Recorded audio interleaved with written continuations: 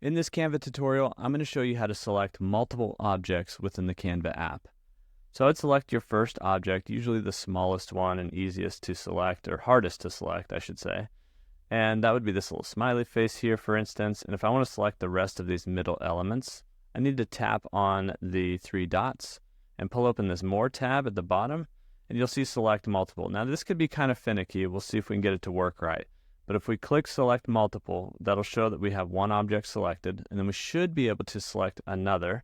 There we go. So you see the dotted lines around these two objects, and it shows that we've selected two. After that, we should be able to tap on another object, the center one, and now I believe we have three objects selected, even though it's kind of finicky down here and only says two. Once you have everything selected, you should be able to click and drag things around. See how it only said two there, and I could only drag those two. We'll see if we can get it selected. There we go. We've got three, and we can drag that whole little group around. And so that's how you can select multiple objects if you're wanting to sort of rotate objects together. You can use this rotation tab or move different objects around altogether here in Canva.